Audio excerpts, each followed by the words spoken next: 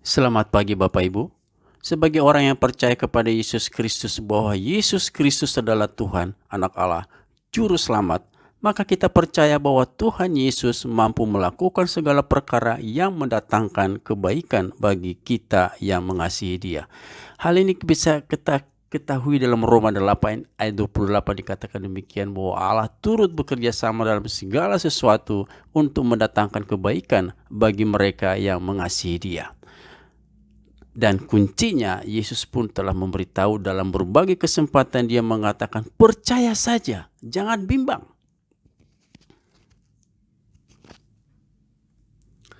Dua orang buta misalnya percaya kepada Yesus anak Daud, maka mereka sembuh, mereka dapat melihat.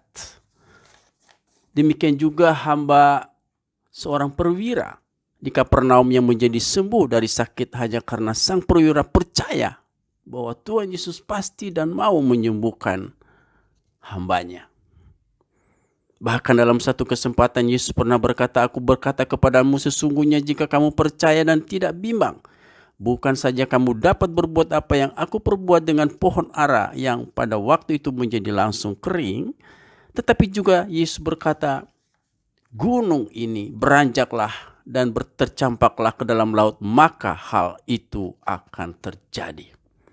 Tetapi persoalannya adalah, apakah memang betul kita telah memiliki iman sebesar yang dimaksud oleh Tuhan Yesus, sehingga gunung pun bisa beranjak dan tercampak, di mana Yesus menggambarkannya sebagai minimal sebesar sebiji sesawi. Oleh karena itu saya mengajak kita untuk mempelajari hal ini dari seorang yang disebut Alkitab perempuan Kanaan, di mana suatu ketika dia datang kepada Yesus meminta tolong.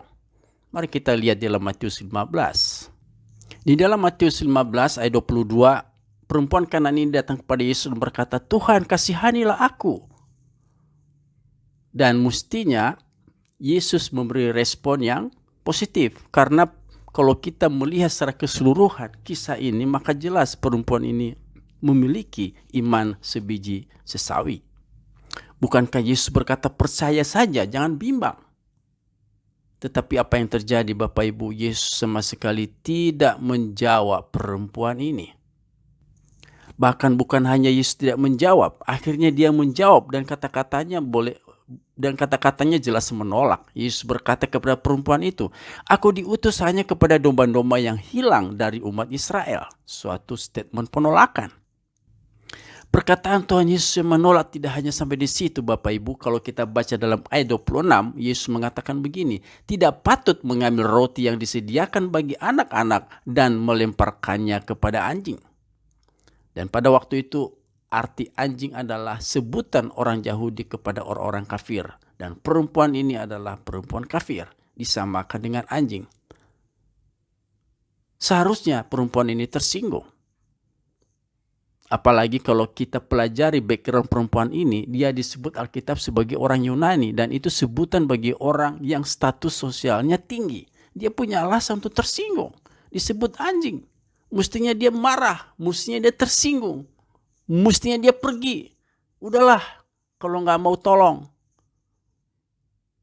Tetapi kita melihat perempuan ini menunjukkan imannya yang luar biasa dengan menjawab, "Benar Tuhan, namun anjing itu makan remah-remah yang jatuh dari meja tuannya." Nah, pertanyaannya adalah bagaimana dengan Anda dan saya? Mungkin Anda dan saya berkata, "Saya punya iman." Tapi betulkah kita punya iman jika kita masih mudah tersinggung? Karena itu mari kita belajar dengan perempuan Samaria ini. Mulai saat ini kita komit, kita buktikan kita memiliki iman minimal sebiji sesawi dengan tidak mudah tersinggung. Tuhan memberkati.